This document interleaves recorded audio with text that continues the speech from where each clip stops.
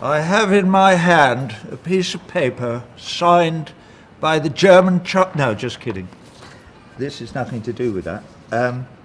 What I have in my hand is a copy of an email that I got this morning from an organisation called Boycott from Within, and the man is called Ronnie Barkan, and it's sent to me from Tel Aviv. And the reason he sent me this email this morning was to ask me to make some kind of a statement. He says that, for that matter, at very, very short notice, because there is going to be a vote in the Knesset tomorrow in Israel, trying to make boycotting in Israel a criminal offence, if you can believe that. One would be sort of dancing up and down with joy, because it so marginalises the lawmakers from any right-minded thinking or feeling people anywhere in the rest of the world. But this probably will not be reported anywhere in the rest of the world, because for various reasons. So I thought I ought to look into this before saying anything. So I have, and I found a piece in the Jerusalem Post which tells me that this is in fact happening tomorrow, but it is being fought, I'm happy to say, by a number of MKs, members of the Knesset, one of whom is called, what's his name? His name is Zahava Galon, and he says one or two interesting things in his opposition to this bill, one of which is, for me, blue and white stops at the green line, which is an encouraging point of view for a member of the Knesset. So anyway, just to be clear, these people have asked me to join with them in opposing this bill in the Knesset tomorrow. Are, what did I say they were called? Boycott from Within. I cannot tell you how strongly I feel, and I'm gonna post this somewhere where they can get, where you guys, Ronnie, this is where you can get hold of it, so you can use any of this that you want to before, during, and after the vote tomorrow. I cannot tell you how strongly I feel about upholding the law, and what an extraordinarily retrograde step it would be for your government to pass a bill that denies people the right to protest the activities of their own government, which is all BDS is. For those of you who don't know, BDS is boycott, divestment and sanctions, and it's worldwide, and there are a growing number of people who are involved, among them musicians and artists like myself, who feel that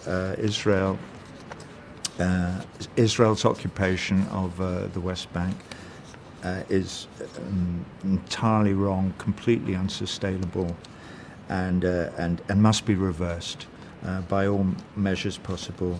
And so the boycott, divestment just means not investing in the economy that is involved in the occupation. Is one of the tactics that was used to try and bring down the apartheid government in South Africa before Mandela, and it's a perfectly legitimate, non-violent, loving political tool that is being used now. And the right-wing elements in the Israeli government and the Knesset are trying to make it illegal. Weird. Hopefully there will be an enormous backlash everywhere, and more and more and more of opinion in the rest of the world will turn against the right wing and the settlements and the annexing of Palestinian land. Well, what will, we hope, become Palestinian land in the event of a peaceful settlement of these problems. So what I'd like to say is that I fully and entirely endorse what are they called? Boycott Within. And Ronnie, you have my full, total, passionate and unreserved support in this. And Women for Peace and all the other groups who have been lobbying and protesting and demonstrating outside the Knesset all day today and will continue to do so tomorrow. I'm with you. with my heart and soul. I think that's all I have to say.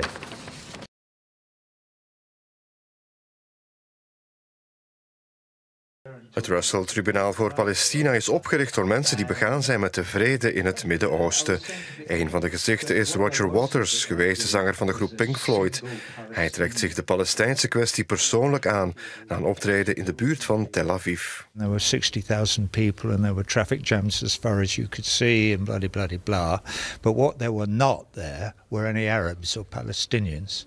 There were just Jews, Israeli Jews there, because the Palestinians are not allowed to travel on the roads. I know you know all this because everybody in the Western world knows it. It's just that we sort of pretend it's not happening. And if you haven't actually been there, it's difficult to describe how horrific the apartheid is. All in all, it's just another brick in the wall.